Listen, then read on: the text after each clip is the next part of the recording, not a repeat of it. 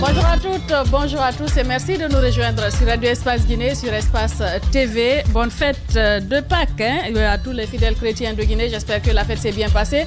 Merci d'être avec nous pour décrypter l'actualité ici avec tous les collègues réunis ici en studio. Vous le savez, nous vous aidons à mieux comprendre l'actualité et vous le savez évidemment, l'émission interactive, vous pouvez interagir au sujet ici développé en nous écrivant au 657 39 13 13 si vous êtes à l'international. Il vous suffira juste d'ajouter l'indicatif de la Guinée, le 00224. Et si vous êtes plutôt X, vous pouvez nous écrire sur X au hashtag espace GG ou au Grande Gueule Espace TV sur Facebook. Vous pouvez d'ailleurs télécharger notre application Adafo Media sur votre téléphone pour vous permettre de nous écouter un peu partout à travers le monde. Nous parlons électricité. Aujourd'hui, comme Jacques le disait tantôt, nous parlerons du train qui est arrivé à l'heure. Électricité et le EDG donc vient d'assurer une fourniture de courant 24 heures. Qu'en est-il réellement? Les grandes gueules en parlent. Et puis nous irons au Sénégal. Le nouveau président, vous le savez, il prend fonction ce 2 avril. Le président guinéen, parmi les invités, le nouveau président face au discours xénophobe. Nous décryptons toute cette actualité ce matin. Transition guinéenne. Les exigences des forces vives de Guinée. On va avoir un répondant ici, Edouard Zotomou Pogomou. Il sera avec nous. Les forces vives agitent-elles à nouveau le chiffon rouge des menaces? Nous en parlons ici avec vous et d'autres sujets d'ailleurs viendront meubler ce autre numéro des Grandes Gueules pour votre bonheur. Encore une fois, bonjour et bienvenue à tous. Avec vous, Daouda Mohamed Kamara. Bonjour, bienvenue. Bonjour Djadia, bonjour à tous. J'ai voulu entrer, mais si vous permettez, c'est que c'est un peu nos autorités. Nos autorités sont promptes et très assidues à durcir le ton contre les médias.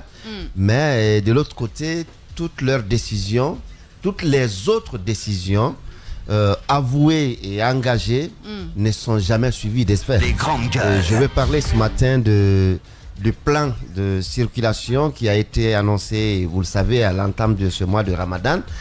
Et il nous a été le plan de circulation à Conakry, il y a eu des mesures, il y a eu un plan qui a été. Mais rien n'a changé, Daouda. Effectivement, c'est à ce niveau je viens. Vous savez que le ministère de la Sécurité et de la Protection civile nous avait servi un communiqué. C'était un communiqué qui est venu nous dire comment le ministère, le département comptait se prendre désormais avec la circulation pour faciliter un peu la circulation à Conakry. Il y a eu un certain nombre de mesures, 5 au total, qui ont été annoncées. Il y a eu l'interdiction des lignes de taxis dans les ronds-points et carrefours de Conakry. Il y a eu enlèvement des poubelles et autres encombrants physiques sur les chaussées. Renforcement des dispositifs des agents de régulation de trafic au niveau des marchés se trouvant sur les axes principaux de circulation. Stationnement des véhicules à 50 mètres avant et après les carrefours. Respect strict du code de la route. C'est que c'est pas nouveau tout ça. C'est pas nouveau. Mais ça nous a été servi à l'occasion de ce mois de Ramadan, comme pour dire qu'on cherchait à faciliter la circulation aux fidèles, aussi musulmans que chrétiens, parce que les 2 mois se sont déroulés au même moment. Mais on a constaté quoi? Quand vous marchez à Conakry, j'en parlais ce matin avec Jacques par exemple, s'il a constaté quelque chose, c'est au niveau de Matoto. Non, pas Matoto, c'est au niveau des Anko 5, où on a débarrassé la chaussée. Ça, je crois, il y a 2 semaines de cela. Ça, c'est bien suivi. Mais quand vous prenez les autres axes, nulle part, ces mesures-là ne sont appliquées. Vous allez à des carrefours, les gens garent parfois jusqu'au niveau du carrefour pour débarquer ou embarquer. Et les policiers se contentent simplement. Parce que c'est bien de faire un communiqué, de prendre. Mais quelles mesures d'accompagnement? C'est effectivement la question. Pourquoi nous servir un communiqué lorsqu'on sait qu'on n'est pas à même d'appliquer les mesures qui sont annoncées? Sinon, ça ne doit pas être que pour le mois de Ramadan ou pour le mois de Carême. Au début, ça doit par exemple, être au quotidien. Quand le ministre Bachir est arrivé, je me rappelle que ces mesures-là ont été respectées de telle sorte que du côté de Koza, si vous vous rappelez, il y avait un bouchon interminable à tout moment, mais à un moment donné, c'était fluide, mais c'est revenu comme voilà, donc, au départ. Vous savez, quand on tient les médias à la gorge, on va jusqu'à nous essouffler. Mais bien. Daouda se sert du communiqué de... mais quand on prend des mesures pour fluidifier la circulation, en tout cas pour... Il faut les appliquer. Il faut les appliquer. Nous, si on la ne mesure peut pas appliquer, nous est appliquée. Est appliquée. Donc dans les autres secteurs également, il faut appliquer. Bien. Et je crois que ça, c'est pour le peuple de Guinée. Bien. Bonjour Roby, bienvenue. Bonjour Madame Yoro. Bonjour Mara. Et le Ramadan? Ça va, alhamdoulilah. Bonjour Moussa Yoro, bonjour à tous. Un petit clin d'œil à EDG qui a oublié de nous donner le courant électrique le jour de Pâques, mais qui s'est quand même rappelé au lendemain de Pâques. Je crois qu'il y a beaucoup de protestations. Oui, on va en parler. Bonjour. Et je veux aussi, si tu me permets, si tu te rappelles bien, il y a 4 ans, toi et moi, nous étions à l'hôpital. Vous savez, il est important parfois de marquer des arrêts. Ça nous permet de nous rappeler qui nous sommes, de nous rappeler notre fragilité humaine. Et ça nous permet aussi de nous recentrer, de nous refocaliser sur l'essentiel. Il y a 4 ans, tu te souviens, parce que tu as été ma voisine directe à l'hôpital, dans quel état je suis arrivé à un moment donné, comment ma santé s'était détraquée complètement. Toi, tu étais là, tu étais notre souci, parce que tu attendais notre... Bébé Covid. Bon, je ne vais pas dire le nom là, parce que je ne veux pas que ces sœurs récupèrent ça à la maison. Mais je me souviens qu'à cette époque-là, les armes s'étaient tues. Partout dans le monde. On ne parlait plus de guerre, on ne parlait plus de combat, on ne parlait plus d'envahissement d'une nation par une autre. Le monde s'était mis à l'arrêt. Moi, je suis arrivé là. Le monde était attaqué. Les premières heures, quand je suis arrivé, tu te souviendras que j'ai pilulé à l'hôpital, j'ai déambulé pendant des heures, je n'avais pas où rester. Je veux avoir une pensée, je veux remercier encore aujourd'hui Dr Makali Traoré, tu te souviens, qui était aussi hospitalisé et qui s'était battu pour qu'on me dégage une chambre, près d'elle d'ailleurs, parce qu'il y a un couple qui venait de sortir. In fine, pour les raisons que je ne vais pas évoquer ici, mais que tu connais, on m'a pris pour aller me débarquer où? Dans le grand bâtiment, je crois, pédiatrie, qui était en rénovation et où il n'y avait personne. Donc j'ai été la première personne qu'on a débarqué là. Toi, tu es venu d'ailleurs, je crois qu'on nous a débarqué là ensemble. On était ensemble. On a passé la première nuit, c'est nous qui avons inauguré ce grand bâtiment. C'est ça la vérité. Et je me souviens, en allant me coucher, j'ai dit, ferme ta porte et nous l'ouvrons pour aucune raison avant le matin. Donc ce n'est que le matin qu'on a commencé petit à petit à aménager les salles pour nous. Il s'est passé ce qui s'est passé. Et pourquoi je veux avoir une pensée pour cela? Parce que quelques jours après, si tu te souviens, et tu te rappelles certainement ces publications où ma photo est partie partout à la une. Des activistes de partis politiques ont annoncé, ils n'ont pas eu peur de Dieu, ils ont dit, c'est la première victime de la Covid en Guinée, il est mort. Moi, je me rappelle, un de mes pasteurs m'avait appelé, parce que j'ai parlé avec lui à la veille, et sa fille, qui travaille dans une banque, l'avait appelé en larmes, parce qu'elle était tombée là-dessus. Ça vous dit jusqu'où le cynisme, parfois, dans le débat politique en Guinée, peut parfois aller. Mais cette période, elle a été difficile. Elle s'est passée aussi dans un climat où les Guinéens avaient été convoqués à aller à un référendum, le 22 mars, qui avait donc précédé ce début avril. On attendait encore la promulgation, d'ailleurs les résultats et la promulgation des résultats, de ce nouveau texte. Il te souviendra qu'à l'hôpital, nous étions avec qui? Des fameux experts camerounais qui sont venus des ONG. Il y avait des Nigérians, tu te rappelles, il y avait une Nigériane avec laquelle j'avais sympathisé, qui priait tout le temps dans mon couloir, devant ma porte et tout ça. Et puis les gens, si tu te souviens, ont commencé à mourir comme des petits pains. Les gens ont commencé à tomber, pardon, comme des mouches après. Parce qu'une semaine après, si tu te souviens, le bloc ouest de notre même bâtiment, on nous disait maintenant qu'il y avait 600 personnes qui étaient là en attente, comme ils appelaient ça, période d'observation ou quelque chose comme ça. Et après, tout l'hôpital était envahi. Les gens ont commencé à mourir. Je n'oublierai jamais le décès de ce monsieur jeune, Diané. si tu te rappelles. Ça, c'est quelque chose qui m'avait marqué. Je crois qu'il était lié à la famille de Dr Mohamed qui est tombé dans les toilettes, juste dans notre couloir. Je ne peux pas oublier ça. C'est quelque chose qui m'avait foudroyé psychologiquement. Ça m'avait vraiment atteint. Je me rappelle encore de cette image d'ambulance que tu vas publier, je crois, le 16, le jour de mon anniversaire, ou le lendemain, le 17, je me rappelle. L'ancien président de la CENI. Justement, non, ce n'était pas lui en ce moment-là. Moi, je n'avais pas voulu créer de trucs. En réalité, M. Kébé, la dépouille de M. Kébé est sortie à 19h. Moi, j'étais là avec Lamine Monument. Tu te souviens qu'on nous avait quasiment chassés. Quand on a fini de prendre les photos, moi, on rentrait. C'est en ce moment qu'on avait trouvé 2 commissaires de la CENI avec un grand frère qui est directeur général d'un fonds ici, qui était là aussi, qui était venu récupérer la dépouille. Et donc, c'est en réalité la nuit, entre 19h et 20h, au moment où nous on nous libérait, je crois le 17, que le corps est parti. C'est quelque chose qui avait marqué notre pays. On avait oublié toutes nos bisbilles autour de la Constitution, autour de ceci, cela. Je rappelle ces choses pour qu'on se rappelle qu'il y a des choses encore plus importantes dans la vie que nos guéguerres pour des raisons politiques, pour des raisons ethniques. La vie elle-même, elle est plus sacrée que tout. Lorsque la vie nationale a été menacée, on avait tout oublié. Et aujourd'hui, moi, je veux juste rendre grâce à Dieu d'être en vie parce que j'ai frôlé de peu la mort ce jour-là. Je veux rendre grâce à Dieu pour tous ceux qui ont survécu et aussi continuer de prier Dieu qu'il apporte encore la consolation aux familles qui ont perdu leurs parents, leurs membres. Leurs proches. Bien. Mohamed Mara, Jacques Lévaleno, bonjour. Bonjour madame, bonjour à tous. Bonjour Mohamed Ali. Bonjour madame, bonjour à tous qui nous écoutent en ce moment. Bien, bonjour Djiba. Bonjour ma tante et bonjour à tous. Le jeune premier. Merci. Qui aime se regarder à la télé. À la télé. Hier, il se regardait, il dit, ben, je suis mignon comme ça. Alors Jacques, on parle de l'électricité. Hier, H24, on a eu le courant.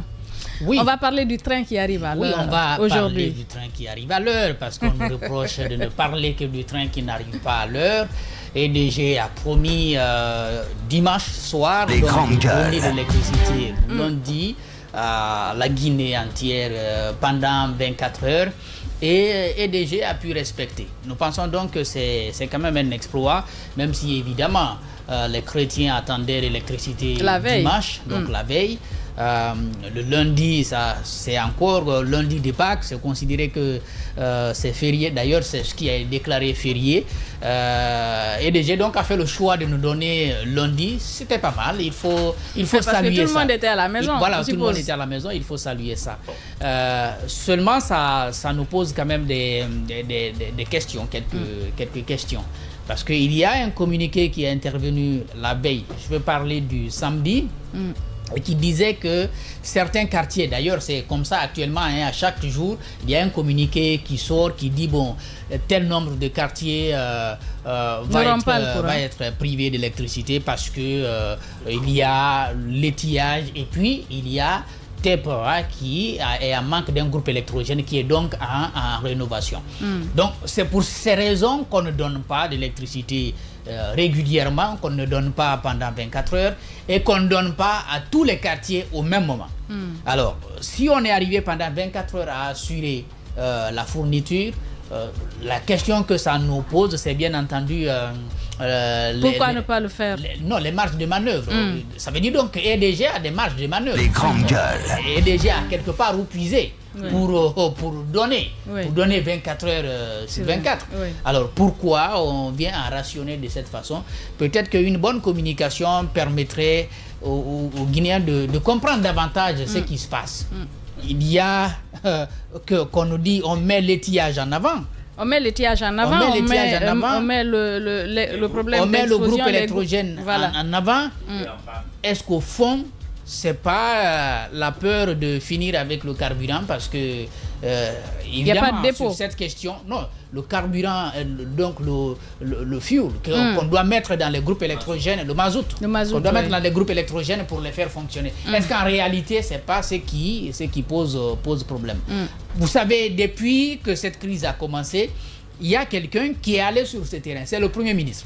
Lui, il n'est pas allé du dos de la cuillère, il dit on n'a pas d'argent. On n'a pas d'argent pour acheter, pour carburer donc des groupes électrogènes et pour les faire fonctionner, pour faire fonctionner les centrales. En gros, donc, c'est cela. Tout le débat qu'on a eu ces derniers temps, que je trouve quand même légitime autour de la faible capacité des centrales à donner le meilleur d'elles-mêmes aujourd'hui, ce débat-là, il tient. Mais la crise trouverait en réalité ces raisons ou ces explications au niveau de ce manque d'argent. Et je demande alors qu'est-ce qui est en train d'être fait pour qu'on en trouve, pour qu'on rééquilibre les recettes, pas les recettes, mais pour qu'on rééquilibre le budget en quelque sorte pour pouvoir approvisionner, ne serait-ce que au lieu d'aller 24 heures, peut-être qu'on peut aller quand même à 17 heures pour permettre quand même à des entreprises, parce que moi c'est à celle-là je pense beaucoup, de fonctionner, puisque les entreprises ont besoin de fonctionner la journée, pas la nuit. Les entreprises travaillent la journée, celles qui travaillent la nuit ne sont pas nombreuses. D'ailleurs, c'est pour cela qu'on fait en sorte que Kaloum ne soit pas privé d'électricité. Parce qu'on a conscience que si l'administration venait à manquer d'électricité, elle ne serait pas en mesure de travailler. Il faudrait qu'on ait une même pensée pour les autres qui sont dans les quartiers et qui ont aussi leurs entreprises à faire fonctionner. Bien, allez-y Roby sur la question. La difficulté que l'État guinéen a toujours eu vis-à-vis du peuple, c'est ce manque, ou le gouvernement, c'est ce manque de coordination dans la communication publique. EDG nous a souvent parlé d'étillage. Moi, je vous disais la dernière fois que c'est dans le seul pays où moi j'entends parler de période d'étillage, il n'y a pas de courant. Parce qu'à mon avis, d'autres pays ont résolu ce problème. Mais on a eu le courant à un moment donné. Non, mais pendant cette période. Oui, je veux dire que... Sous Alpha, on avait le courant. Justement, pendant cette période appelée d'étillage. Je pense que désormais, les journées même avec courant, il faut les appeler journées Alpha Condé. Donc... Il y a une publication... Hier, c'était la journée Alpha Condé. Il dit que les Guinéens revivent. Daouda, tu te rappelles du poste? On était en train d'arriver. Et donc la journée qu'il se dédie parce que c'est la journée qu'il se dédie parce qu'il s'est dit que les gens se souviendront quand même de lui quand le courant est là 24 heures sur 24. On dira oui, c'était au temps d'Alpha Condé. Allez-y, Roby. Et donc cet argument d'étillage, pour moi, ça n'a plus valeur d'être. Oui. Deuxième question que je me pose, c'est qu'il faut que l'État communique sur la quantité de carburant et de mazout qu'on consomme, par exemple, dans la distribution de l'électricité en temps partiel ou dans la distribution de l'électricité toute la journée pour voir est-ce que c'est possible ou pas. C'est bien de dire à chaque fois, oui, par exemple, le Premier ministre, moi je trouve que c'est un très mauvais discours lorsqu'il dit d'emblée qu'il n'y a pas d'argent, l'État a pour rôle d'assurer... Mais c'est un discours vrai. Oui, mais c'est pas tous les discours vrais qu'il faut tenir. C'est un discours vrai. Non, le rôle de l'État... Ça se ressent sur le terrain. Le rôle de l'État, c'est rassurer, Madame Yoro. Vous êtes là pour quoi? Rassurer en mentant. Non, mais attention. Vous êtes là pourquoi? Vous êtes là pour trouver des solutions aux problèmes. Mais s'il n'y en a pas, pour l'instant, il faut le dire. Madame Yoro, vous êtes là pour trouver des solutions aux problèmes. Lancer dans la figure des Guinéens comme ça, qu'il n'y a pas d'argent, c'est pour ça que vous n'avez pas de courant, c'est pour ça que vous n'avez pas d'électricité. En même temps, vous, au niveau de l'establishment, vous avez toujours le même train de vie. Vous avez vos véhicules que vous garez en conseil de ministre jamais éteints. Vous avez les mêmes quantités de tickets de carburant par mois. Ils étaient tous à la maison hier et bizarrement, tout le monde avait le courant. J'en viens. Vous roulez dans les mêmes types de véhicules V8 avec sa grosse consommation. Vous bougez avec les mêmes quantités de délégations lorsque vous allez donc supposer budgétiser. Et c'est nous, face à nous, que vous dites il n'y a pas d'argent, vous n'aurez pas de l'électricité. Vous avez vu un peu comment je vais dire le paradoxe entre la vérité soi-disant dite, lui dans son confort, à un peuple qui tire le diable par la queue. Donc je veux dire qu'aujourd'hui la communication doit être une communication coordonnée. L'État trouve des solutions aux problèmes. L'État ne dit pas à la population il n'y a pas ça, vous n'avez pas ça, vous ne devez pas avoir ça. Non, c'est le droit absolu des populations aujourd'hui d'avoir de l'électricité. 24 heures mais tu as vu que quand il n'y a pas d'électricité, qu'on manifeste, les gens meurent. Oui, mais c'est pour ça d'ailleurs qu'ils sont conduits ou reconduits à leur poste. C'est pour trouver des solutions idoines à des problèmes pérennes. Moi, je trouve Et donc, pour moi, s'il y a décalage entre la communication du Premier ministre et les actions sur le terrain, parce que sa communication vient nous dire qu'il n'y a pas d'argent et la journée du lundi vient nous démentir qu'il y a bien possibilité qu'il y ait du courant 24 heures sur 24, Jacques. Je ne sais pas si tu es d'accord avec moi. Ça a toujours été comme ça. L'un parle, EDG parle à son nom, dans son modèle de communication, le gouvernement parle à son nom, dans son type de communication, le ministère parle à son nom, dans son type de communication. Finalement, la vérité, on ne sait pas où elle se trouve. Oui. Bien, allez-y, Guiba, sur la question. Est-ce que vous pensez que, comme le disent les autres, c'est possible de donner le courant de façon pérenne tel qu'on l'a vécu du temps d'Alpha Condé? Bon, c'est une question à 10 points. Si on se base un peu sur les rapports qui ont été faits ces dernières années et ces derniers mois, puisque ce délestage a commencé juste après l'explosion du dépôt, si on se fie un peu au rapport... Bien avant, de bon, façon mais accentuée après. ça s'est empiré après l'explosion. Ouais. Si on se fie aux différents rapports, on peut se dire que EDG est incapable de donner le courant 24 heures sur 24. Maintenant, hier, ce qui s'est passé, on a vu le courant quand même toute la journée. Il y a même des zones du côté de Koya, vers Manéa. J'aurais appris qu'ils ont eu le courant depuis avant-hier dans la journée. Oui. Maintenant, la situation telle que présentée, aujourd'hui, la difficulté qui a été mise en avant, c'était de dire que l'État a un problème de finances pour pouvoir acheter le carburant pour les groupes, les centrales thermiques. L'autre facteur aussi, c'est un peu la pluviométrie qui ne milite pas en faveur des barrages de Soapiti et Kaleta. Il y a aussi les questions de révision des centrales qui sont tombées en panne. Donc, autant de causes qui ont été mises en avant par l'État pour justifier un peu la situation dans laquelle on est. Mais si on se fie un peu à ce qui s'est passé hier, est-ce qu'ils sont aujourd'hui capables de donner le courant? Je pense que EDG, normalement, doit éviter deux choses. Dans une telle situation, il faut éviter de faire une communication positive. C'est-à-dire que c'est de dire que tout va bien. Mais il y a un véritable problème. Il faut faire une communication juste. Une communication juste, c'est de dire si on a pu donner le courant hier, parce qu'on est allé puiser dans ça, dans ça, dans ça. Mais justement, Guiba, il n'y a pas de communication. Il n'y a pas de communication, c'est ça. Ce serait bien, par exemple, d'avoir quelqu'un de EDG qui puisse réellement expliquer. Normalement, l'absence de communication est beaucoup plus grave que même une mauvaise communication. Ça laisse aller aux spéculations. Parce qu'aujourd'hui, le problème, c'est où? Dans une dynamique de communication, lorsque les gens se rendent compte que vous êtes en train de leur mentir, ça va être une catastrophe. Parce qu'ils sont parvenus quand même, à un moment donné, à faire comprendre la sortie du Premier ministre. Je suis tout à fait d'accord avec vous. C'est un discours de vérité. Il n'y a pas d'argent. Parce que tenez-vous bien, ne serait-ce que pour 2024, il est important de souligner que la subvention actuelle de l'État prévue pour 2024 s'élève à 3 000 milliards de francs guinéens. Et ces 3 000 milliards de francs guinéens, elle servira uniquement au paiement des contrats d'achat d'énergie de Kaleta, de Soapiti et de Tepawa, ainsi que l'approvisionnement en carburant. 3 000 milliards, juste pour Soapiti, Tepawa et Kaleta, mais aussi l'achat du carburant. Et ces 3 000 milliards, on a écouté le Premier ministre pour dire c'est coûteux. Maintenant, face à cette situation, il y a une solution à l'immédiat. Qu'est-ce qu'il faut faire? On a besoin de 200 MW pour la ville de Conakry. C'est ce qui a fait qu'à un moment donné, on a entendu parler du bateau. Pour l'instant, le contrat n'est pas signé. Et il y a une équipe guinéenne qui est actuellement... Donc le bateau n'est pas en route, comme on le disait. Le bateau n'est pas en route, puisque aujourd'hui... n'a pas bougé. On nous faisait croire que le bateau arrivait en Guinée dans combien de jours? C'était pour accélérer le contrat, la signature du contrat. C'était pour, voilà, dans 18 jours. Mais ce n'est pas possible parce que pour l'instant, le contrat n'est pas signé. Ils ont plusieurs options sur la table. Et plus loin, nous, on a poussé l'enquête. On aurait appris que si on part avec le bateau, parce que le bateau, ils ont proposé 2 ans.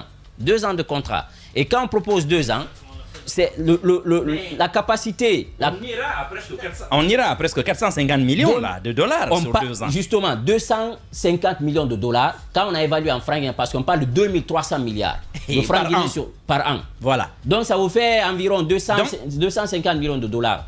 Maintenant, est-ce que l'État va prendre le risque, sachant que le discours du Premier ministre, il dit qu'on ne peut pas prendre le risque de s'engager, on étudie les options. Donc le bateau, pour l'heure, avec ce phénomène de tarissement de l'argent des finances publiques, ça veut dire que le bateau, ce n'est pas pour aujourd'hui. Ça, c'est une deuxième chose. Option à l'immédiat, c'est de dire, parce que j'apprends qu'il y a une équipe guinéenne qui est allée en Côte d'Ivoire pour pouvoir négocier, puisqu'on a 11 MW du côté de Zéry-Koré, ils veulent négocier avec le projet d'interconnexion de CLSG, c'est-à-dire Côte d'Ivoire, Libéria, Sierra Leone, Guinée, pour qu'on ait une puissance additionnelle, cette fois-ci, qui va aller au-delà de 15 MW. Donc, si on compare le coût par rapport au projet d'interconnexion et le coût du bateau, on constate que le coût du projet d'interconnexion est mieux par rapport au bateau. Donc, est-ce que c'est l'option-là qu'on va mettre en avant? Seulement, on n'aura pas la même puissance disponible parce que tout à fait. Selon ce qui se suscite, c'est 18 autres mégas optionnels qu'on pourrait ramener de la Côte d'Ivoire via la Sierra Leone. Et peut-être, si on s'entend avec le Sénégal, on aurait peut-être une dizaine. C'est nettement en deçà des 250 mégas que le bateau pourrait nous offrir. Mais on l'a aussi dit, cette option est onéreuse et même dangereuse. Dangereuse, voilà. Et pour finir, Madame Hierro, aujourd'hui, sur ce rapport, on dit que à l'immédiat, qu'est-ce qu'il faut? On dit la continuité de l'approvisionnement de EDG en HFO par l'État. Donc c'est là, le nerf de la guerre, c'est l'argent. Il faut trouver de l'argent pour continuer à acheter. Et quand on achète, il faut stocker. J'apprends qu'il y a un bateau, bon, on n'est pas des bateaux flottants, hein, c'est un pléonasme, qu'il y a un bateau du côté du port qui fait 50 millions de litres de carburant actuellement qui est au port et qui fait office de dépôt flottant. On va desservir le bateau là, le temps de stocker pour pouvoir un peu fournir le carburant aux centrales, mais aussi aux particuliers. Maintenant, le problème, c'est la location d'une capacité additionnelle de 150 à 200 MW, qui est un besoin aujourd'hui pour la ville de Conakry. Et pour finir, la mise en place d'un crédit revolving avec la BID pour l'achat de combustible. Donc, on est même en train de réfléchir. Oui. Le développement. Voilà, on est même en train de réfléchir. Est-ce qu'il faut aller vers un crédit avec un type revolving pour trouver de l'argent, continuer à acheter le carburant pour essayer d'alimenter ces groupes-là. Maintenant, le courant d'hier, quand même, tranche avec le discours qu'on est en train de nous tenir depuis un bon moment pour dire les barrages sont taris. Parce que n'oubliez pas, par exemple, pour les barrages, on dit que... Oui, les barrages peuvent tarir, mais s'il y a des groupes qui prennent le relais, c'est possible. Aujourd'hui, c'est les groupes qui ont pris le relais. Mais les centrales thermiques, c'est 20%. C'est 20%. Quand on prend les 100%, les centrales thermiques, c'est 20% de la capacité énergétique de la Guinée. Donc, à Conakry, ici, 20%, sachant que vous avez la plupart des centrales aujourd'hui qui fonctionnent à capacité réduite. Par exemple, Kaloum 1, qui était de 24 MW de puissance. Que ce discours qu'on nous tient, nous, on a besoin de savoir, est-ce que c'est un discours de vérité? Ou tout simplement, on a quelque chose, quand même, on peut revendre, mais on veut nous maintenir dans cette situation. Je pense qu'ils ne vont pas oser faire ça. Maintenant, sur les barrages. Parce que les barrages aujourd'hui, Mohamed Mara le disait la semaine dernière, aujourd'hui la capacité est disponible de Kalita, c'est la même capacité que Garafiri lorsqu'on installait Garafiri. 76 mégawatts. Ça, je le dis de mémoire, de disponible sur Garafiri, alors que, non, sur Kalita, alors que la puissance installée de Garafiri est de 75 mégawatts. Vous imaginez, donc aujourd'hui, au lieu de 400 et quelques, voilà. On a 450, je crois. Au lieu de 450, on a que 76 MW. On parle plutôt de Kalita, qui est de 240 MW de capacité installée, puissance disponible aujourd'hui. Un facteur aujourd'hui qui ne milite pas. Et maintenant, je pense que l'État aujourd'hui, c'est quoi? C'est de se battre pour donner l'électricité aux Guinéens. Parce que ça, c'est une obligation. Les gens payent les factures. Les sociétés aussi continuent à payer, même si ces industriels-là, eux, ils ont le courant, parce que le peu qu'on a dans la journée, on donne ça aux industriels pour ne pas que les machines là s'arrêtent et que l'emploi continue. Mais l'un dans l'autre, je pense qu'aujourd'hui, le nerf de la guerre, c'est l'argent. Il faudrait, le PM a annoncé les couleurs pour dire c'est coûteux, on n'a pas assez d'argent pour faire face au bateau, mais je pense qu'avec le projet d'interconnexion, il a dit qu'il réfléchisse à des options. À des options. Sans oublier aussi, même si c'est le bateau aussi, pendant la saison hivernale, au lieu d'aller avec les 228 MW, on va baisser jusqu'à 100 MW, parce que c'est ce qu'on faisait avec KPS à l'époque. Sur 115 MW de capacité disponible, on donnait 110 pendant la saison sèche. Maintenant, pendant la saison hivernale, on revenait à 100, 105 pour baisser. Et quand on baisse, le coût aussi dans la convention baisse. Et ça permet à l'État quand même d'économiser de l'argent. Bien. Daouda. Une petite parenthèse, juste une petite parenthèse, parce que moi je pense que dans cette histoire de distribution de courant ou d'électricité avec EDG, moi quand je pousse la réflexion, je trouve qu'il y a assez de banditisme là-dedans. Comment ça? Je t'explique. Nous avons, oui, il faut qu'on nous dise réellement ce qui se passe. Moi je suis d'accord avec Diba. Je pense que c'est une question d'argent, de siphonnement d'argent. EDG a toujours la même subvention que l'État donne. Nous avons, en près de 2 ans, ou en 2 ans et quelques mois, nous avons vécu une période de rupture d'électricité pendant toute une journée en étant servi la nuit. Mais vous avez remarqué une chose. Avant qu'il n'arrive le limogeage de l'ancien directeur, c'est toujours la même chose. Hein. Nous avons le courant le soir. Hein. Ça, rien n'a changé. Mais ce qui change dans la donne qui change dedans, c'est que avec l'ancienne direction, nous avions de l'électricité, mais à une faible tension, qui ne faisait même pas marcher. Ça n'allume pas. Ça ne chargeait même pas un téléphone, pour ne pas exagérer. Oui, c'est sauf que ça, c'est exagéré. Si, mais les lampadaires sur les grandes routes, est-ce que tu les as vus la nuit? Nous étions. Ça baissait. Hein, nous étions aux alentours. Moi, je regardais. Nous étions aux alentours. Non, pas maintenant. Hier, par exemple, il y a quelques jours, il y a quelques semaines. Mais ça s'est amélioré ces derniers temps. Il y a quelques semaines, nous oscillons autour de 210, 219 parfois, jusqu'à 214. Alors qu'avant, nous étions entre 110, 109, etc. Une période au cours de laquelle même les survolteurs étaient le marché le plus juteux parce que beaucoup de gens étaient obligés de s'acheter des survolteurs pour faire marcher. C'est pas fini, hein? Non, ça continue. Je n'ai pas dit que c'est fini. Je dis qu'aujourd'hui, la desserte en termes de puissance s'est améliorée. Alors, qu'est-ce qui se passe réellement à EDG? C'est ça la grosse question. À chaque direction vient son problème. Nous avons les mêmes personnes. Non, il y a clairement un problème. C'est le problème de puissance. Non, attends. Mais vous ne comprenez pas là quand on a fait l'état des lieux. Vous ne comprenez pas. Moi, je vais juste te rappeler. Il y a un problème de puissance. Il y a un grand problème de puissance. Ça, on ne peut pas le nier. Sans cacher. Il y a un problème de puissance. Vous n'êtes pas en train de comprendre ce que je dis. Oui, on te comprend bien. Mais en attendant, c'est un fait. Qu'est-ce qui explique? En attendant. Attends, Mara. Oui, mais en attendant. Je suis d'accord avec toi. Mara, je finis. Non, il y a des business. Mais ça a été créé. Oui, justement. On l'a déjà dit. On est d'accord. Mais pour être pragmatique, il y a un fait. J'ai l'impression. Il y a un fait. En ce moment, il y a un déficit. Écoutez-vous, Mara, permets qu'il finisse, s'il te plaît. Allez-y, Roby. J'ai l'impression que après le problème de manque de carburant qui a été un problème récurrent et on s'est rendu compte que réellement, même quand le carburant venait, EDG se jouait sur ça pour siphonner le carburant et ça faisait un business pour les travailleurs de EDG. Ça a été découvert. On a confié déjà à Veolia, on a vu que ça a été quasiment résolu. Ça a été la même question sur le mazout. Les gens allaient se servir dans le mazout pour aller en faire un bon marché, le gasoil aussi, etc. Aujourd'hui, on joue sur l'intelligence du peuple en jouant sur la puissance. Vous savez, la puissance, ça s'achète. Ça s'achète. Nous, les factures ne changent pas. Nous avons toujours le même once ou le même franc guinéen que nous payons sur chaque quantité de facture de courant que nous consommons. Mais pendant ce temps, ce n'est pas la puissance que nous payons qui nous est servie. Non, mais ce n'est pas la puissance que nous payons. Non, je veux parler des gens. Je veux parler des gens qui ont les compteurs. Et même au-delà de ça, tu ne te rends pas... Et même au-delà de ça, Djiba. Et même au-delà de ça, Djiba, tu ne te rends pas compte d'un facteur qui est très important. Tu n'as peut-être pas de compteur à la maison. Même l'histoire de compteur, là, c'est de la Tu consommes le courant, un courant très faible ou un courant à variation extrêmement rapide. Ton appareil de télé que tu as à la maison, si ton appareil avait une longévité de 4 ans, ben, elle aura une longévité de 2 ans. Donc, ça veut dire que ce que tu crois, ce que tu crois ne pas payer, ce que tu crois ne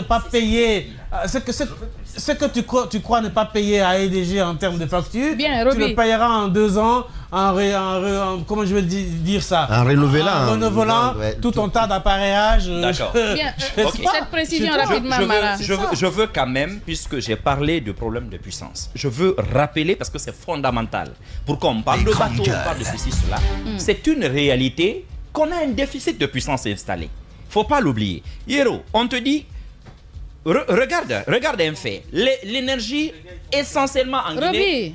Roby, l'énergie essentiellement en Guinée est produite par des privés. Il ne faut pas l'oublier. Ce n'est pas l'État. Essentiellement, quand tu prends EDG a 2 types de parcs. Le premier, c'est l'hydraulique. Mais quand vous prenez l'hydraulique, on te dit que EDG a 125,4 MW de puissance installée. Ça, c'est Garafiri. C'est Samou qui a 47 mégas d'installés, mais 0 qui ne produit plus. Pour des raisons, on nous dit, en réhabilitation, projet PEC. Donc ça ne produit pas 47 mégas. On ne sait pas ce que ça devient. Tu as King Kong qui ne produit rien également. Donc il n'y a que Garafiri dans le parc. Donc quand on te dit que EDG a des barrages, attention, EDG n'a que ces 3 grands barrages. Bon, il y a des micro-barrages genre à Dabola, et ainsi de suite. Non. Attends. Non, même sur les barrages, Sojeka. Ça, c'est pas Non, EDG. j'arrive. Je dis ce qui est l'hydraulique EDG. Je suis bien précis. Hydraulique EDG. Or, quand tu prends, on n'en disconvient pas. Mais quand tu prends le thermique EDG, tu as 132 mégas. Quand tu prends le thermique, tu as 132 mégas de puissance installée pour le thermique, donc les grands groupes, et qui ne produisent que 68 mégas. 132 installés, 68 mégas. Aux alentours de 50% également. Là aussi, tu as le cas de Kaloum 5, 38, où tu as 38 mégas d'installés. Ça ne produit que 18. Tu as Kaloum 1, où tu as 24 mégas d'installés, qui ne produit que 6, donc 25% seulement. Tu as par exemple Kaloum 3, où on a 44 mégas d'installés qui produit 0. C'est la fameuse centrale de ABC là qui produit 0. Donc, au niveau du thermique EDG même, donc qui appartient à EDG, tu as Kaloum 5, Kaloum 1, Kaloum 2, équipés. Pourquoi ne pas réhabiliter ces centrales-là? Mais ils sont là-dessus. Mais bon, les raisons, on l'avait par exemple dit, quand tu prends Kaloum 5, on te dit que la raison, c'est la crise d'huile Sogidip brûlée, de l'huile de mauvaise qualité qui a été fournie. Vous faites quoi?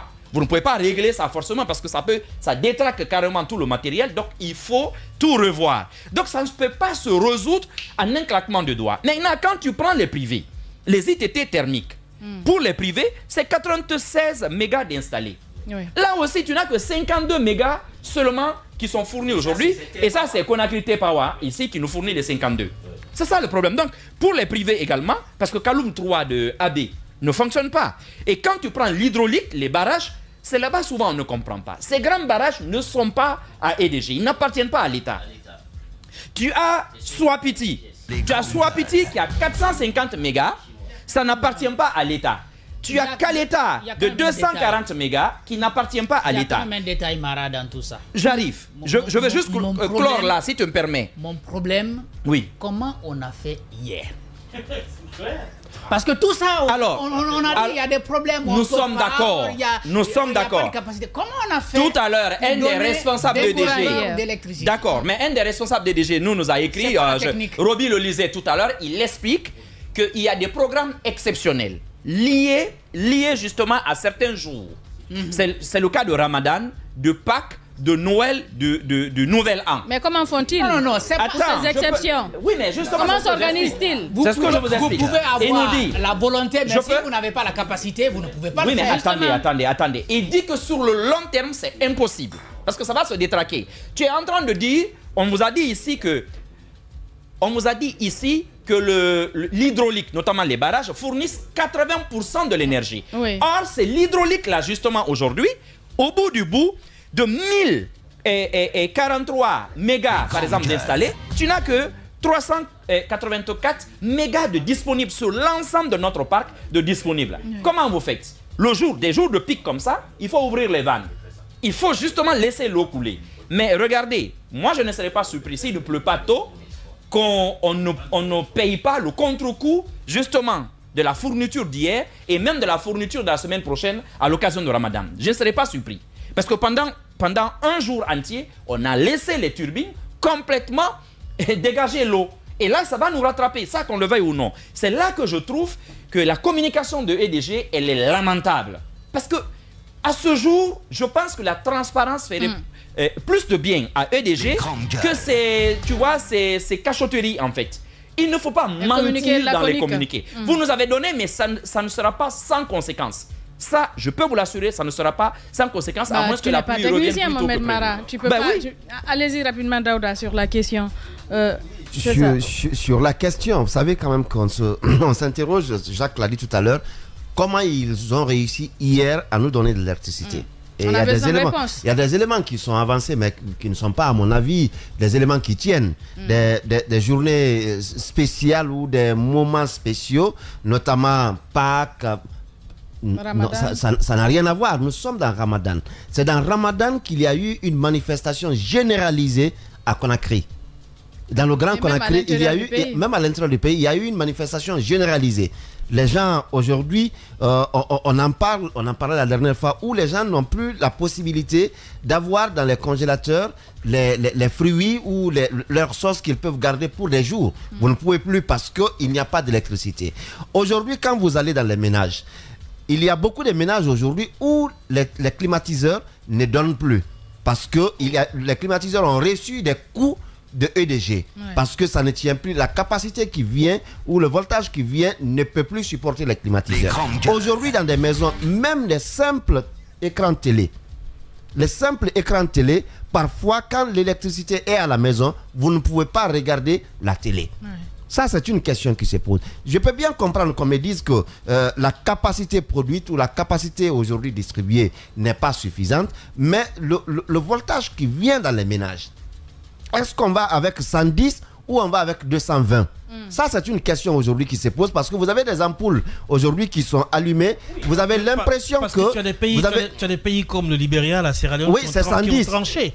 Eux, ils disent 110. Ils sont à 110. Tout le matériel qui est importé est à 110. Mais nous sommes à 220. Mais nos appareils également qui viennent sont à 220. Donc, lorsque vous envoyez l'électricité qui n'atteint pas 220, ça veut dire que ça joue sur les appareils. Et aujourd'hui, je crois que c'est un problème auquel EDG doit trouver des solutions. Il doit trouver des solutions parce que s'il faut aujourd'hui rompre avec le matériel qui vient à 220, il faut rompre avec ça, aller avec 110 parce que c'est ce qu'on envoie dans les ménages. Et c'est un problème. Mais l'autre mission de EDG, on dit la production, le transport, la distribution et la commercialisation. Ce sont les 4 piliers de EDG. Aujourd'hui, le problème, notamment dans le transport, est identifié. On sait que les installations qu'on a ne sont pas des installations qui permettent une distribution ou d'abord un transport rationné, un transport sécurisé. Les grandes gueules. Et aujourd'hui, EDG, pour se sauver des incendies dans les maisons, vous savez quand même qu'avant-hier, il y a eu 5 personnes qui sont mortes à Afia 2 par court-circuit, nous dit-on. Un bébé de 2 mois et sa maman sont partis dans cet incendie. Le courant est venu avec une tension de 380. C'est venu avec une tension de 380, nous apprendons. Et si ça trouve que vous n'êtes pas à la maison pour tout de suite arrêter les choses, ou vous êtes en plein sommeil, vous ne pouvez pas vous lever pour arrêter le disjoncteur entre autres, ça veut dire que c'est un drame qui est créé. Il faut aujourd'hui, il ne suffit pas de dire que EDG est dans la production, dans le transport, dans la distribution et dans la commercialisation, mais on a l'impression qu'on a plutôt concentré les efforts dans la commercialisation parce que même parfois les factures qui viennent, ce sont des factures forfaitaires. On va nous dire que installer les compteurs prépayés, mais par moment les compteurs prépayés, on a également les éléments d'information à ce niveau. Les compteurs prépayés, les données qui sont remontées au service commercial et marketing, les données qui sont remontées ne sont pas des données réelles de la distribution. Donc ce sont aujourd'hui des problèmes qui sont connus. Et là, effectivement, la dernière fois on en parlait. On en parlait ici, j'ai eu des informations. On demande aux agents de terrain de venir avec des données qui ne sont pas des données fiables, ce ne sont pas des données réelles qui sont prélevées sur le terrain.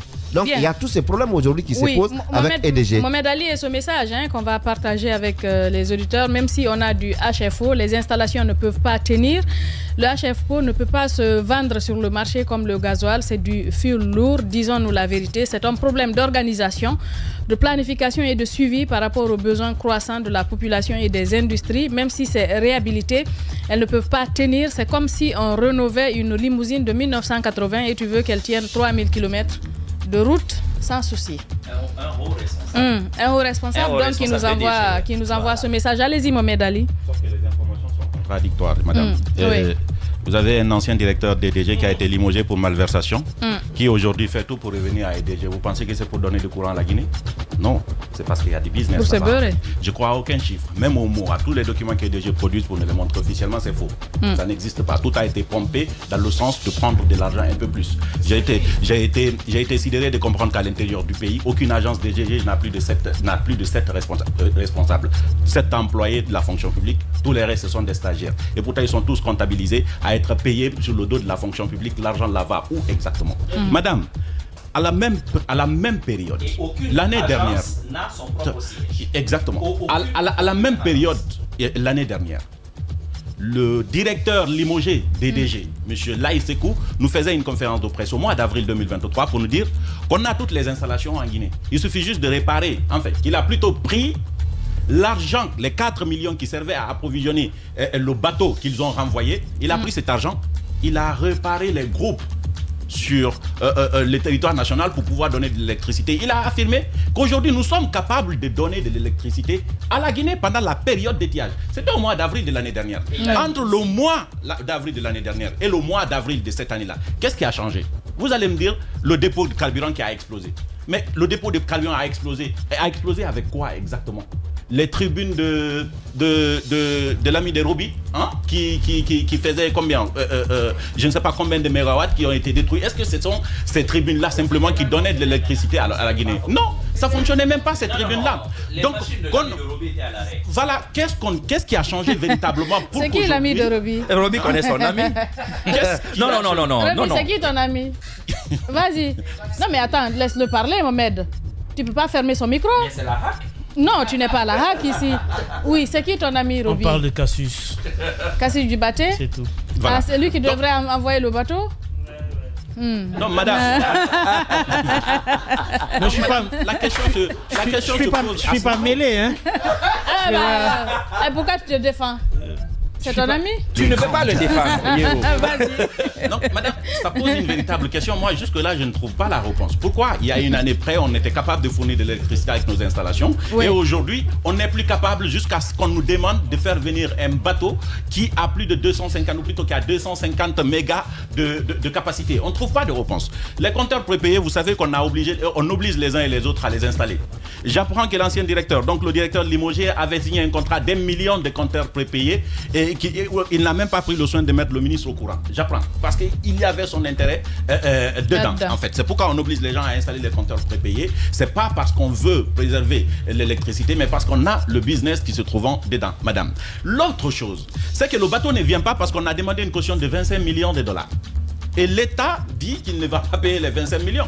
Souvenez-vous, Djiba avait rapporté ici l'information avec le bateau d'Alpha Condé, c'était autour de 24 millions. Ici, on a demandé, les propriétaires des bateaux ont demandé une garantie de 25 millions de dollars.